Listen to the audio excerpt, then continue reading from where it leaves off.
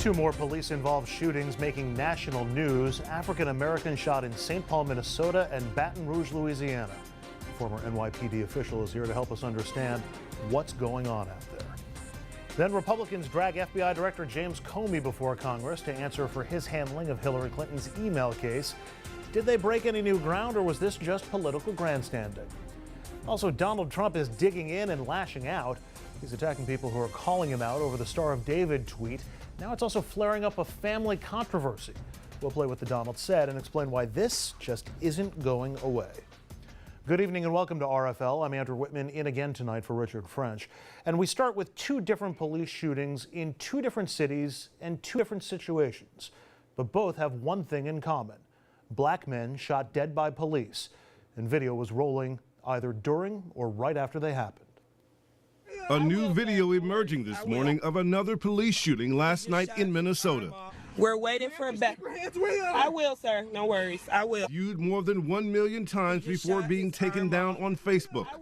The video shows a traffic stop turned deadly. 32-year-old Philando Castile, along with his girlfriend and her child, pulled over last night, the beginning of the incident not on tape. But Castile was shot, his arm bloodied. The woman in shock, but continuing to live stream the situation on Facebook. In the video, she says that Castile had a license to carry a firearm. She said she warned the officer that he would be reaching to his pocket to get his ID. The officer appears agitated. Told to get his hand off me. You told him to get his ID, sir, and his driver's license. She says the officer fired, reportedly 4 times. Castile, transported to the hospital, later dies from his injuries. Outraged family members and residents heading to the local hospital to protest, as hundreds gather at the governor's mansion overnight demanding answers. No justice, no peace. This as protests in Baton Rouge continue overnight as a second video is released showing another angle of the deadly shooting of 37-year-old Alton Sterling. This new video showing one officer pinning Sterling to the ground, while another officer kneels on his arm outside a Baton Rouge convenience store. You can see one officer drawing his gun, and moments later, shots fired. An officer then removes something from Sterling's pocket, Sterling dying at the scene. Sterling's family wants answers. I want justice for Al. That's what I want. I want justice for him. Back to the case in St. Paul. Minnesota's Governor Mark Dayton met the media this afternoon. This is what he said about the case. Would this have happened if those passengers, the driver and the passenger, were white? I don't think it would have. So I'm forced to confront, and I think all of us in Minnesota are forced to confront, that this kind of racism exists. All right, let's get to our panel tonight. Michael Murphy joins us. He's a former lieutenant commander detective of the New York Police Department. Thank you for joining us. Thank you. We're also with conservative strategist Bill O'Reilly, Richard Brodsky, who is a former Democratic New York State Assemblyman, now a senior fellow at Demos and a professor at NYU, and Dominic Carter, a political journalist and author. And Michael, I want to start with you. We've gotten enough of these cases have happened now where there's a routine that we go through where we look at the video and try to see whether there was any justification or what. When you look at the video as a former police officer and as an expert at this, do you see anything in either case that tells you one way or another whether these actions were justified or not? Well, I think you have to separate the two videos. I'll start with the Baton Rouge, Louisiana case. The police responded based on a 9/11 call that was called in by a homeless person that was allegedly menaced by the victim, the perp victim, with a firearm. So the police were directed there by lawful authority, that would be the dispatcher. So at that point, the police are responding to a armed adversary. They're raised up a little bit. They respond. It becomes confrontational, which then ends up into a physical altercation where they end up on the ground. But from the video, did you see anything where he was reaching for his pockets or? Well, I think you can't see the right hand. The left hand is definitely pinned by the one officer that does the shooting. However, if you hear the audio from the other officer, he first says he has a gun. And a couple of seconds later, he says he's going for a gun. So prior to the shots being fired, we have those things said. So we cannot see from the video whether or not his right hand was in his pocket going for his pocket. So the video is not going to give us any evidence for that. And of course, in the St. Paul case, all of the video is coming after the shooting is involved. Correct. I'm curious how you react when you hear the fiance or the girlfriend in the car and she's so calm and engaging in a conversation with the other police officers who are there. Right. What do you make from that video and from what you've Well, seen? she's especially very calm in that situation while her boyfriend was shot and dying in that seat next to her. You can see from the officer that was involved, he was very agitated as well. I think in that situation, there was definitely some type of maybe bad communication given by the officer, or when the individual did inform him that he was a licensed firearm owner and he was reaching to get his ID. Did the officer perceive that to be a threat? I'm not sure, but you know, she was extremely calm. So to me, I'm not quite sure, but it actually got great video of the after effects. So we kind of have to rely on what she's saying, how the officer's behaving, to see what happened prior to that. So if we're trying to figure out if there was a justification for the officers to open fire in either case, it seems like it's a question mark in both of them, at least in your mind, correct? Right. I would say if I was to give you an opinion, I think in the Baton Rouge, Louisiana case, from what I've seen and heard in the video so far, there's definitely more justification than the Minnesota case. I want to open this up to the rest of the panel. Any questions about the specifics of the shooting or what we saw or heard in the video? A lot of these things are like the tobacco debate. You have people who smoke, and a lot of them get cancer, but you can't necessarily prove in any individual case that tobacco caused the cancer. In these spate of shootings, at some point, the evidence of individual wrongdoing, what the perpetrator did, what the victim did, what the police did, becomes, in a bizarre way, almost secondary. And you get to the statistical notion that this is happening so frequently and in such similar circumstances that something's wrong, and there's got to be a societal response to that wrong. Which indicates a systemic or societal problem or issue that needs to be resolved. But again, just want to reinforce that each of these cases gets looked at individually, so the individual actions, what happened, whether there was any justification, needs to be addressed, and I'm glad we've done that. But Michael, it seems like something is going on in this country. It's just the video. We're seeing it now, but clearly the sense is that something has been going wrong when it comes to policing, and particularly in communities of color and with people of color, for a long time, and that means that changes need to be made. Well, yeah, we've had, I mean, if you go back, take New York City as an example, how violent it was prior to, you know, Rudy Giuliani taking over '94 and introducing CompStat, and we had record crime reduction over the years. However, you would think that the NYPD would have gotten a ticker tape parade down the Canyon of Heroes with that type of crime reduction. However, the opposite has happened. The police and the community couldn't be further apart as far as I'm concerned. So there's definitely a systematic problem with how policing is being done and the community outreach. I'm hoping that Bill Bratton has brought that back, more of a community aspect to policing, which I think needs to be there so these problems don't happen. Dominic, I find myself in cases like this trying to figure out if police officers view black folks as being inherently more dangerous, and so they wind up being quicker on the trigger in No cases doubt like this, about it. or if it's just that black folks get into the system so much more, they get stopped more, they get more involved in these cases, so the numbers are going to be higher simply because they're being, approached by police at a higher rate.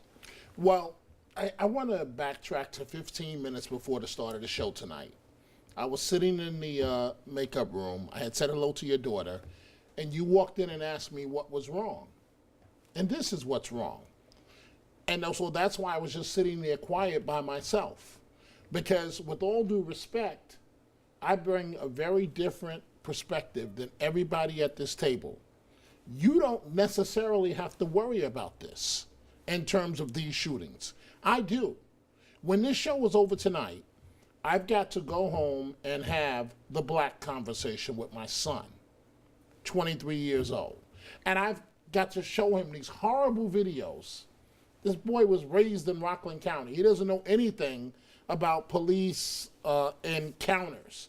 And I've got to explain to him, son, see the blood pouring out of this man's chest? You can't see the other man in Minnesota while his girlfriend is in shock, and apparently he had a license to carry a gun. You can't even have a quick movement, son, because if you do, something terribly bad can go wrong. And after having that conversation with my son, I feel bad because I'm basically telling him that he's less than everybody else, that he doesn't have the same rights that everybody has. And we can all sugarcoat it and play this game. And I guess the expert at the table from the NYPD 99% of police officers, they don't go out to hurt anybody. They go out to do their job and go home, and they want to be safe. But two things I don't understand. One, in each case, after each individual was shot, why are you not calling for medical assistance? In the case in Baton Rouge, the man's arm is shaking, almost like an epileptic, as life is fading from his body. And what do we see the officer do? Not check on him. He makes sure he takes the gun out of his pocket. Why? Why? We know why. Why? Why is he taking the gun out of his pocket? Because if it's on the location, it makes your case a lot better. And in Minnesota, and maybe there is a law enforcement point for this woman just watched her boyfriend literally murdered in front of her eyes, and the gun is still pointed at her. You just showed the video. The gun is pointed at her. Ma'am, keep your hands on the steering wheel. Don't move. He just shot her boyfriend. How would you like a gun pointed at you? How would you like to be told to get out of the car, walk backwards towards the officer, get down on your knees as a black woman, and you just watched your boyfriend murdered, and now you're handcuffed, thrown into the back of a police car, and you have done absolutely nothing wrong? That's what I don't understand. Why was this woman handcuffed? And I'm going to ask you, Dominic, respectfully, and watching those videos it's difficult for anybody to watch those videos. Andrew raised a point before about, maybe officers have the perception that black men are more dangerous. That perception. There is so much crime coming in the black community that exists. No doubt about it. How much of this is fear and how much of this is racism? And do the two blend? Well, I think the governor of Minnesota already answered that question tonight when he said, would this have happened to someone white? He does not believe so. But I mean, is the officer more afraid because it's a black man, or does he just not like black men? I think to really get at this, we got to talk about the whole thing about crime in the black community, so that you're right. People are afraid of that. And crime in the black community, the numbers are through the roof. I'll be the first one to admit that. But every black man is not a criminal. Exactly. Why was this black woman? Do you think a white woman, having watched her boyfriend just be murdered, do you think she'd be put in handcuffs, told to walk backwards and get down on her knees in front of her child? And her child in the video is hysterical, saying, "Mommy, I'm here with you." I don't. These are the realities that I have to deal with as a black man. You guys don't have to deal with this.